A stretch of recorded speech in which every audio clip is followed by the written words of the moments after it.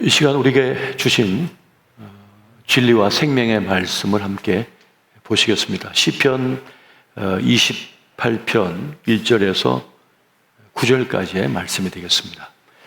우리 말씀을 한 절씩 보시고 마지막 절은 같이 보시겠습니다.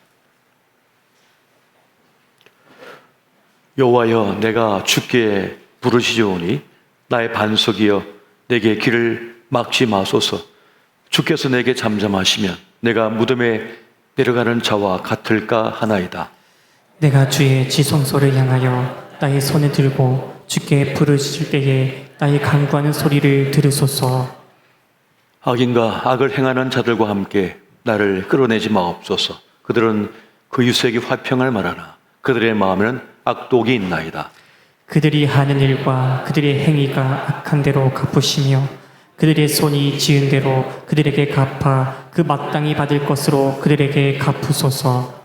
그들은 여호와께서 행하신 일과 손으로 지으신 것을 생각하지 아니하므로 여호와께서 그들을 파괴하고 건설하지 아니하시리로다. 여호와를 찬송함이여, 내 간구하는 소리를 들으심이로다.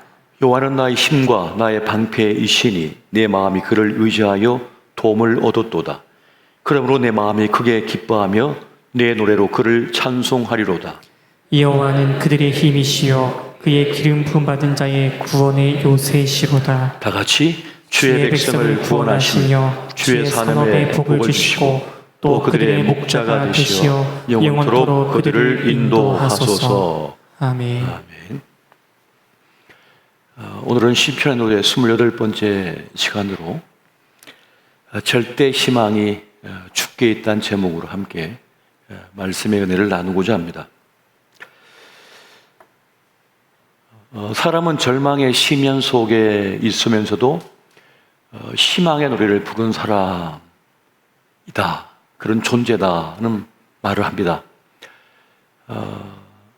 앞이 막히고 옆이 막히고 뒤가 막혀서 도무지 솟아날 구멍이 없음에도 불구하고 그 지독한 어둠 속에서도 고개를 드는 존재가 바로 사람이라는 그런 말입니다. 사도 바울은 그런 말을 했죠. 너에게 소망의 이유, 희망의 이유를 묻는 자들에게 대답할 준비를 하라고. 하나님이 우리의 구원이시라는 그 말을 할 수 있도록 준비하라는 그런 말씀을 우리에게 주고 있는 것을 보게 됩니다. 오늘 이전의 말씀에 보게 되면 주께서 내게 잠잠하시면 내가 무덤에 내려가는 자와 같습니다 라고 하는 그 간절한 구함을 하고 있어요. 무덤에 내려간다는 말은 무슨 말입니까? 내가 죽었다, 난 끝났다는 뜻이죠. 어떤 소망도 없는 그런 상태에 이르는 것이다는 것을 말씀해 주고 있는 겁니다. 그러니까 이 말은 주께서 아무 말씀이 없으시면, 주님께서 개입하지 아니하시면 나는 그냥 끝나는 겁니다, 저는 소망이 없습니다 라고 하는 고백을 하고 있는 거예요. 이 말은 바꾸어서 말하면 내 인생의 절대적 희망이, 나의 구원이 오직 주님께 있습니다 라고 하는 그 고백의 말이 된다는 것입니다. 성경을 보면 하나님의 이름들이 나옵니다. 여호와 니시가 있고 여호와 이레가 있고 또 여호와 라파가 있습니다. 여호와 니시는 승리를 가져다 주신 하나님이란 말이고, 여호와 이레는 앞서서 준비하신 하나님이시라는 그런 뜻을 가지고 있고요, 여호와 라파는 치료하신 하나님이시다라고 하는 그러한 이름이 되어지겠습니다. 이것을 한마디로 요약하면 하나님이 구원이시다, 오직 구원은 하나님께 있다라고 하는 그 말씀, 그 뜻이 되겠습니다. 구원은 나에게 있지 않다는 거예요. 구원은 나에게 있지 않습니다. 구원은 우리에게 있는 것이 아닙니다. 구원은 세상에 있는 것이 아닙니다. 오직 주님께 있습니다라고 하는 고백을 이 시편 기자인 다윗이 하고 있는 것입니다. 시편 28편 7절 말씀 보면 이렇게 고백하고 있죠. 여호와는 나의 힘과 나의 방패이시니 내 마음이 그를 의지하여 도움을 얻었도다. 그러므로 내 마음이 크게 기뻐하며 내 노래로 그를 찬송하리로다. 없음에서 우리는 하나님의 구원을 기대하고, 병듦에서 하나님의 치유하심을 기대하고, 내가 실패했기 때문에 그 실패에서 하나님께서 주시는 기회, 성공을 또한 기대할 수가 있는 것입니다. 있을 때는, 많을 때는, 건강할 때는 하나님의 구원을 경험할 새가 별로 없습니다. 그런데 없고 부족하고 깨지고 부서지고 병들었을 때, 그때 비로소 하나님의 구원을 만날 기회, 그때를 만나게 되는 것입니다. 요한복음 15장 5절에 그 유명한 말씀이 있잖아요. 우리 같이 한번 볼까요? 시작. 나는 포도나무요 너희는 가지라. 그가 내 안에 내가 그 안에 거하면 사람이 열매를 많이 맺나니 나를 떠나서는 너희가 아무것도 할 수 없음이라. 아멘. 여기서 중요한 메시지가 뭡니까? 나를 떠나서는 너희는 아무것도 할 수 없다. 아무것도 이룰 수 없다. 아무것도 아니다 하는 말씀을 지금 주고 있는 것입니다. 그러니까 주님과 함께 할 때, 주의 이름을 부를 때 우리는 하나님의 구원을 만나게 된다는 것입니다. 하나님은 어떠한 분이십니까? 여러분, 에베소서 3장 20절 말씀 같이 한번 보겠습니다. 시작. 우리 가운데서 역사하시는 능력대로 우리가 구하거나 생각하는 모든 것에 더 넘치도록 능히 하실 이에게. 아멘. 우리가 구하잖아요. 우리가 원하잖아요. 우리가 생각하잖아요. 그런데 주님은 우리가 구하는 것보다 더 많이, 우리가 생각하는 차보다 더 높은 차원에서 더 멀리 주님께서는 역사하신다는 그 말씀을 지금 주고 있는 것입니다. 시편 28편의 결론은 우리는 알고 있습니다.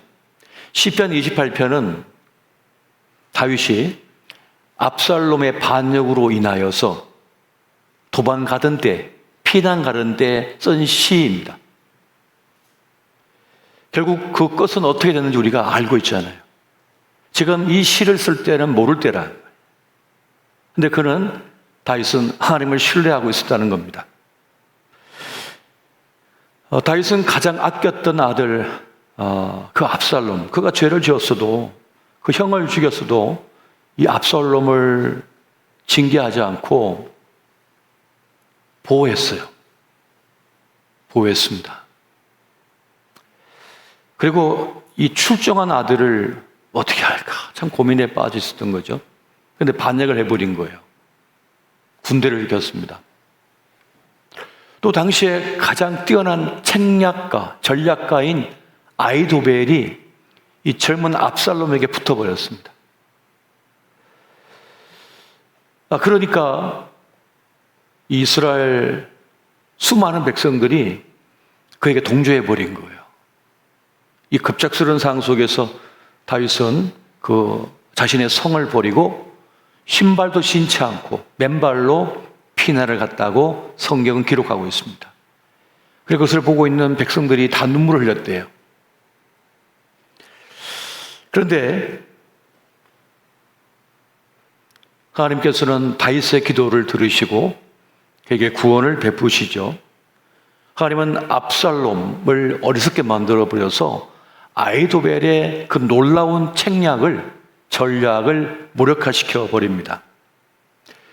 아히도벨의 놀라운 그 전략을 한순간에 어리석게 만들어버려요. 그것은 후세가 다른 책략을, 전략을 말합니다. 그런데 후세는 누구냐면 거짓으로 압살롬에게 붙은 사람입니다. 사실은 다윗의 사람이에요. 그러니까 이 아히도벨이 지금 당장 쫓아가서 다윗을 진멸해야 된다고 얘기합니다. 굳이 백성들 해칠 필요 없이 다윗 한 명만 없애면 된다고 이렇게 아히도벨이 이야기를 해요. 지금 당장 출발해야 됩니다. 그런데 후세는 그렇게 말하지 않습니다. 그렇게 하지 마시죠. 잠시 기다렸다가 더 많은 군대를 일으켜가지고 더 많은 사람들 통해서 함정을 파놓고 다윗을 없애면 됩니다. 이렇게 얘기하잖아요.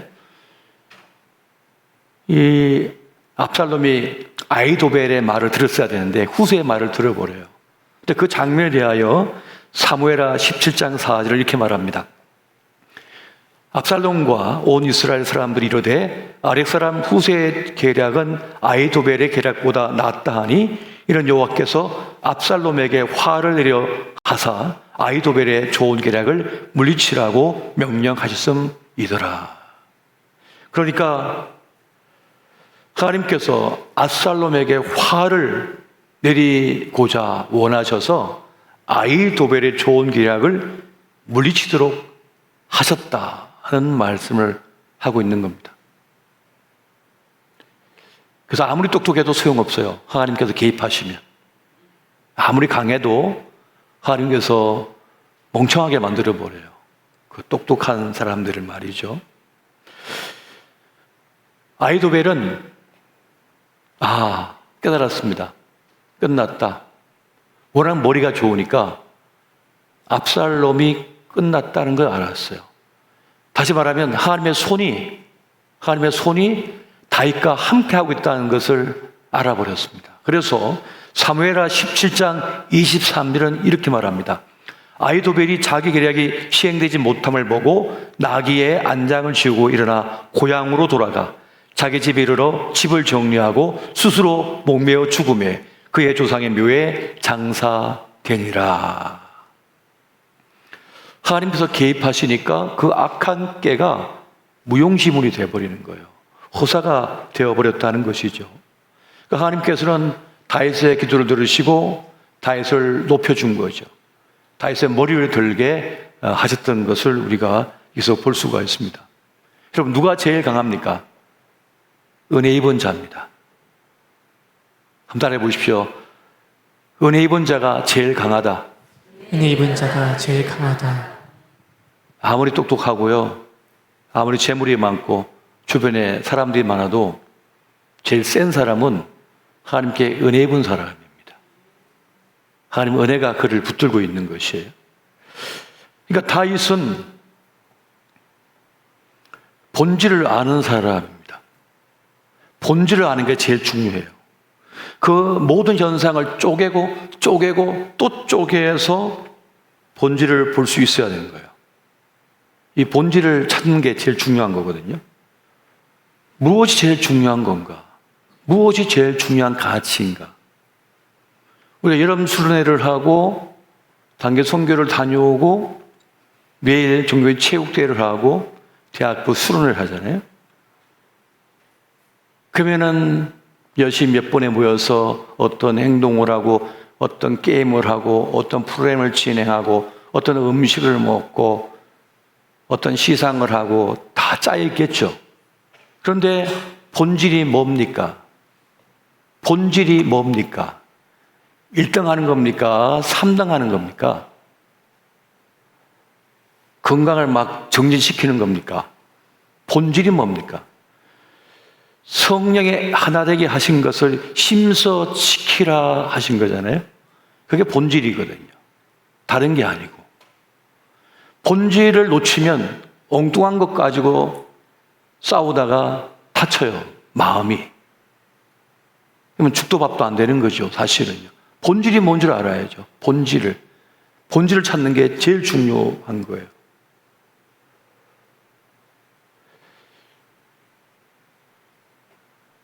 그러니까 우리가 일반 그 세상에 사업하는 분들, 스티브 잡스나 일론 머스크 같은 이런 테슬라 혹은 그 로켓을 발사하고 막 이런 우주선을 발사하는 그런 일론 머스크 같은 사람도 가장 많이 하는 작업이 그거랍니다.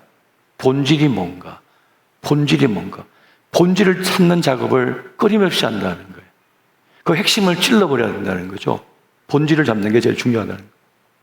다윗은 전쟁의 본질을 알았습니다. 이 전쟁의 본질이 뭔지를 알았습니다. 전쟁의 승패의 본질을 그건 알고 있었던 거예요. 군대가 많고 군마가 많은 게, 무기가 많은 게 아니라는 걸 그는 알았습니다. 다윗이 깨달은 본질은 뭡니까? 전쟁은 여호와께 속한 것인즉, 그런 이 전쟁이 여호와께 속한 것이라고 하는 것을 알았습니다. 시편 20편 7절에 보면 이렇게 말씀하잖아요. 어떤 사람은 병거, 어떤 사람은 말을 의지하나 우리는 여호와 우리 하나님의 이름을 자랑하리로다. 승패의 결정적인 승부처가 하나님이라고 하는 사실을 다윗은 알고 있었습니다. 일찍이. 우리가 역경을 만나면 사람은 단순해집니다. 찻대고 폿대고 해서 단순해져요. 큰 사건을 만나거나 큰 사고를 만나거나 큰 사건을 만나면 사람은 단순해집니다. 살아야 한다라고 하는 그 본질에 포커스를 맞추게 돼요. 살아야 된다. 살려야 한다. 내 딸을 살려야 된다. 내 아들을 살려야 된다. 본질에 집중해 버려요. 딴 거 중요하지 않아요. 체면 뭐가 중요합니까? 돈 몇 푼이 뭐가 중요합니까? 지금 내 새끼 살리는 게 중요하지. 그렇지 않습니까? 본질에 집중해 버려요. 그리고 역경을 만나면 깨닫습니다. 내가 그렇게 대단하지 않다고 하는 사실을 깨달아요. 내가 그렇게 강한 사람이 아니라고 하는 사실을 깨닫게 되는 것입니다. 나는 모른다. 정말 모르거든요. 모른다는 사실을 이제 알게 된 거예요. 나는 모른다. 내 인생이지만 나는 모른다. 내가 낳은 자식이지만 내가 모른다. 정말 모른다는 것을 깨닫게 돼요. 그리고 내가 아니다. 내가 아니다라고 하는 사실을 깨닫게 돼요. 내가 아니다. 내가 나를 구원할 수 없다. 내가 나를 구원할 수 없다는 사실을 깨닫게 되는 거예요. 그래서 뭐라고 고백합니까? 주여 나를 살려주소서. 주여 나를 구원하소서. 주여 내 자식을 살려주소서. 그런 고백을 하게 되는 것입니다. 생명의 기적을 일으키시는 분이 하나님이시죠. 생명의 기적을 일으키시는 분이 하나님이셔요. 주님은 이미 죽은 야이로의 딸을 그 소식을 들으셨음에도 찾아갑니다. 시체를 만지면 안 되거든요. 정결법에 의하면. 그런데 주님은 이 야이로의 딸을 살려내시죠. 손을 대어서. 달리다굼 소녀야 일어나라 하시면서 그를 이렇게 세우죠. 앞선 장면에서는 그 길을 가던 중에는 혈류증 앓던 여인을 만났는데 이 여인을 주님께서는 고쳐주시죠. 그런데 주님이 그 여인을 만진 것이 아니라 이 여인이 주님을 만져요. 터치를 해요. 그래서 그 몸에 있던 혈류증이 그 근원이 사라져 버립니다. 생명의 주권자이신 그 주님을 만졌더니 이 병이던 여인이 만지면 우리 주님도 부정하게 돼야 되지만 주님은 생명의 주권자이시고 구원자이시니까 부정하게 되지 않습니다. 도리어 이 여인이 깨끗함을 입어버린 거죠. 부정했던 이 여인이, 병든 이 여인이 깨끗함을 입고 치유함을 받아버렸습니다. 오랜 질병의 고통에서 벗어나게 된 역사를 만나게 된 것입니다. 우리 주님은 생명의 기적을 일으키시는 분인 줄 믿으시기 바랍니다. 주님은 생명의 기적을 일으킨 분이에요. 주님께서 회당장 야이로에게 뭐라 했습니까? 야이로에게 믿기만 하라 이렇게 말씀하셨거든요. 그 혈증 앓던 여인에게 뭐라 했습니까? 너의 믿음이 너를 구원하였다고 말씀하죠. 천국은 누구의 것입니까? 침노한 자의 것이래요. 천국은 침노한 자의 것이라고 말씀해 주고 있습니다. 오늘 이 시편 28편에서는 부르짖는 자의 것이라고 말씀하고 있습니다. 시편 28편 1절 2절 말씀 같이 한번 읽습니다. 자, 시작. 여호와여 내가 주께 부르시오니 나의 반석이여 내게 길을 막지 마소서. 주께서 내게 잠잠하시면 내가 무덤에 내려가는 자와 같을까 하나이다. 내가 주의 지성소를 향하여 나의 손을 들고 주께 부르시를 때에 나의 간구한 소리를 들으소서. 아멘. 1절 2절 모두 부르짖는다고 지금 말씀하고 있는 것입니다.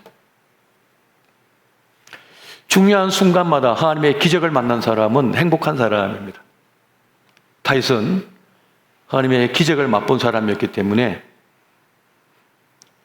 중요한 순간마다 하나님께 부르짖고 또 부르짖어 하나님의 개입을 요청했고 또 하나님의 구원을 맛보았던 사람이었습니다. 하나님은 우리 인생에 플랜 A, 플랜 B, 플랜 C를 갖고 있죠. 난 이 길밖에 없다고 생각했는데 주님은 플랜 B를, 플랜 C를 준비하셔가지고 고속도로 운전하다 보면 1차선이 막히면 2차선으로 가면 되잖아요. 2차선 막히면 3차선 가면 되는 거 아니겠습니까? 주님께서 여시는 길이 있다는 거죠. 그래서 다윗은 자기 성을 비우고 맨발로 도망치듯 피난을 떠나면서도 천만이 나를 둘러진 신이라 난 두려워하지 않는다라고 고백하면서 잠을 잤던 겁니다. 식사를 하고 잠을 자고 했던 거예요. 뭘 믿었던 거죠? 하나님을 믿었으니까. 하나님 믿었기 때문에. 그 군대가 아니었어요. 하나님을 믿었기 때문에 다윗은 그렇게 나아갈 수가 있었던 것입니다. 믿음의 사람은 사이즈나 숫자를 믿는 것이 아닙니다. 승리하시는 하나님을 믿습니다. 구원의 경륜과 승리를 행하신 하나님을 믿었던 거예요. 여러분, 숫자와 사이즈를 정말 믿는 세상을 우리가 살아가고 있죠. 그 소유에 넉넉한데 구원이 없다라고 분명히 말씀하지만은 사람들은 소유의 넉넉함에 구원이 있다고 믿거든요. 다 그렇게 살아가고 있거든요. 합리와 이성으로 모든 게 풀어진다고 믿고 그렇게 살아가거든요. 그런데 세상은 합리와 이성으로 다 풀리지가 않습니다. 그리고 그 소유의 넉넉함으로 모든 승리를 거두지도 않습니다. 구원을 얻을 수가 없습니다. 하나님의 섭리를 믿는다고 하는 말은 맥락을 믿는다는 것을 뜻하는 거예요. 이 맥락이 있다는 거예요. 어떤 일이 서로 연결되어 있거나 어떤 원인이 된다고 한 사실을 아는 사람입니다. 그 맥락은 누구의 것입니까? 하나님의 것이라는 거예요. 하나님께 달려있다고 하는 그 맥락을 믿는 것이죠. 그리고 지금 이 일도 모든 것이 합력과 선을 이룰 것이라고 하는 이 맥락을 가지고 보고 있는 거예요. 그래서 정말 슬프지만 그 슬픔에 빠져서 부서지지 않는 겁니다. 조금 성공했어도 그 성공에 압도당해서 교만해지지 않는 거예요. 깨지고 부서졌지만 완전 절망하지 않는 거예요. 하나님이 있음을 믿기 때문에 맥락이 있다고 믿는 것이거든요. 하박국의 그 고백에 따르면 하나님께서 우리를 높은 곳에 뛰어다니게 하신다는 말씀을 하고 있거든요. 이걸 쉽게 얘기하면 수준 낮은 싸움을 하지 않게 하신다는 거예요. 그런데 얼마나 많은 사람들이 수준 낮은 싸움을 하다가 끝나는지 모릅니다. 얼마나 많은 사람들이 수준이 낮은 그 싸움, 다툼, 갈등하다가 허무맹랑하게 끝나는지 몰라요. 그렇게 끝나지 않아도 되는데 그렇게 끝나요. 너무 안타까운 일이 많습니다. 천하보다 귀한 생명인데 술 몇 잔으로 끝나. 조금 분노가 일어났다고 그것 때문에 망하고.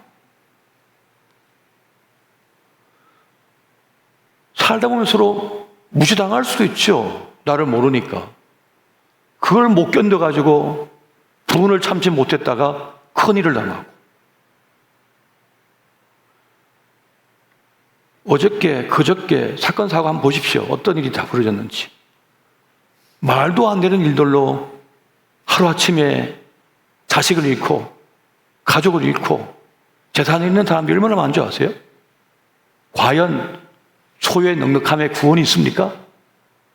이성과 함대로 다 풀 수 있다고 보십니까? 아니에요. 절대로.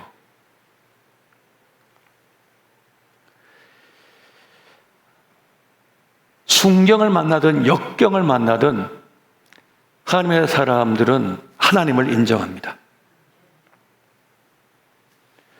우리가 가진 진짜 힘은 뭘까요? 우리가 가진 진짜 힘은 여호와를 앙망하는 것에 있습니다. 하나님을 기대하는 것이 있는 거예요. 하나님을 바라보는 것에 있는 거예요. 하나님을 바라보는 사람은 실망하거나 낙담하거나 절망하지 않습니다. 이 시선이 하나님께 맞춰져 있기 때문에. 하지만 소유에 넉넉함이 있는 사람은 소유가 사라지면요, 그냥 폭삭 깨져버려요. 사람을 의지했던 사람은 그 사람이 떨어져 나가면요, 폭삭 무너져 버려요. 자기의 건강 믿던 사람, 건강 부서지면 폭삭 무너집니다. 자기의 미모 믿고 있는 사람, 미모가 부서지면 한순간에 폭삭 깨져버려요. 마음이 깨져버려갖고 못 일어서요. 그런데 하나님을 앙망하는 사람은 그 시선이 하나님께 맞춰져 있고 이 마음이 심장이 주님을 향하고 있기 때문에 괜찮아요, 그냥. 그럴 만한 이유가 있나 보다. 그냥 그렇게 생각해요. 그럴 만한 이유가 있나 보다. 사람이 떠나가면 그럴 만한 이유가 있나 보다. 못됐든지 내가 못됐든지 내가 부족했든지 건강이 부서지면 내가 나를 잘 못 가꿨나 보다. 잘 보살피지 못했나 보다. 요번에 이제 신방 가면서 집사님 한 분에게 너무 열심히 사셨나 봐요.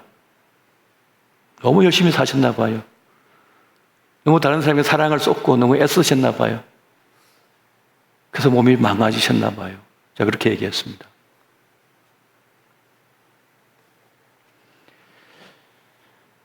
어떤 형편과 상황이든지 여호와를 앙망하는 사람은 그 환경을 뛰어넘는 그런 삶을 살게 됩니다.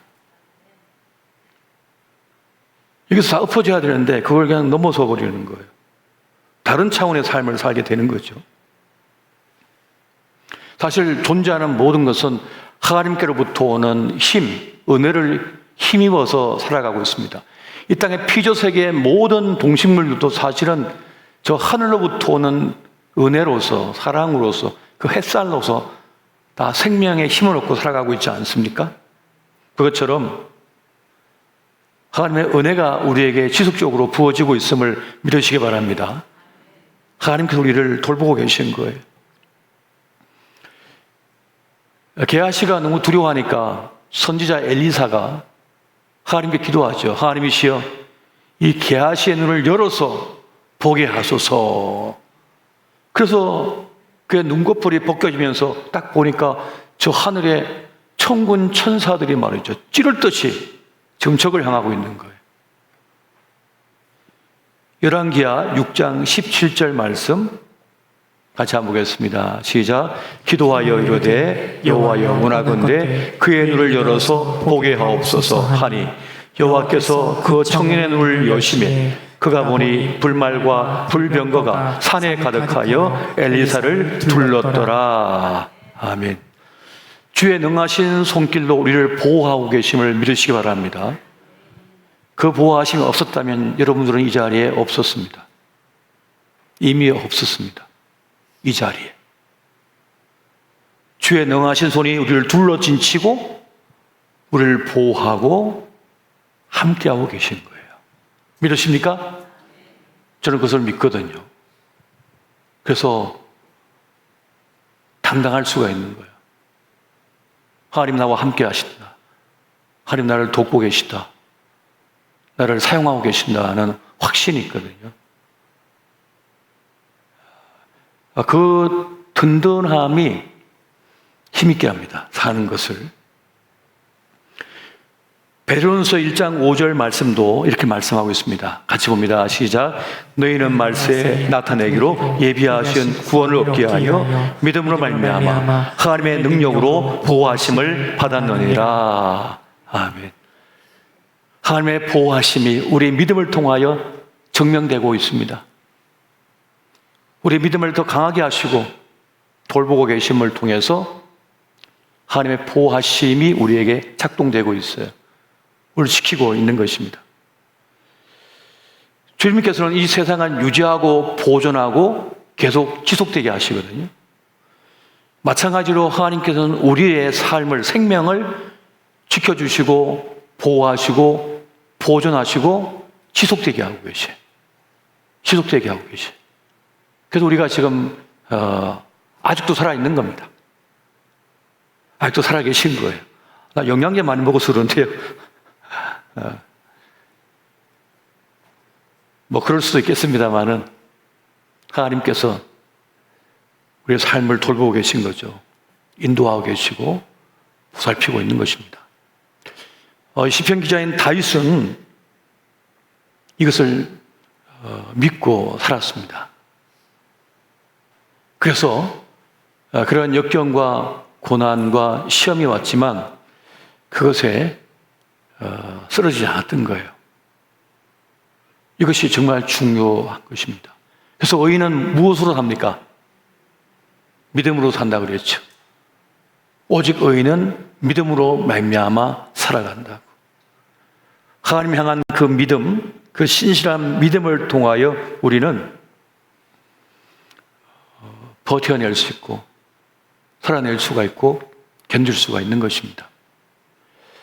그리고 주님께서 우리 인생의 시간을 통해서 하나님을 경험하게 하시고 또 하나님의 뜻 가운데 우리의 삶을 사용하셔요. 우리가 만날 사람이 있어요. 우리가 전해줄 말이 있어요. 내가 베풀어줄 사랑이 있어요. 내가 해야 될 인생의 몫이 있어요. 인생의 몫이 있습니다. 우리의 인생의 몫이 있는 거예요. 그 하나님의 쓸모가 있는 거예요. 하나님께서는 그 쓸모를 위하여 우리를 지금 생존케 하고 있고 사용하고 계신 겁니다. 그 사명을 다하기까지는 갈 수 없어요. 하나님께 갈 수가 없습니다. 그래서 주님께서 나를 어떻게 인도하실까, 내 인생을 어떻게 열어가실까, 또 사용하실까 하는 기대감을 여러분 가지시기 바랍니다. 하나님께서 우리를 쓰시고 계신 거예요. 우리를 통하여 일하고자 하시는 것입니다. 말씀을 읽습니다. 우리 인생의 절대 희망이 주님께 있음을 믿으시기 바랍니다. 우리 희망은 주님께 있는 겁니다. 이 사람도 아니고요, 저 사람도 아니고요, 아니에요. 이 땅도 아니고요, 이 아파트도 아닙니다. 내 인생의 절대 희망은 주님께로부터 나오는 거예요. 소망이 없었고 희망이 없었던 나에게 그 소망도 희망도 우리에게 허락하신 분이 하나님이시거든요.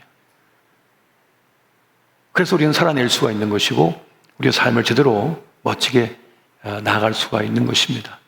그렇게 주님 믿는 믿음으로 나아가시기를 예수 이름으로 축원드립니다.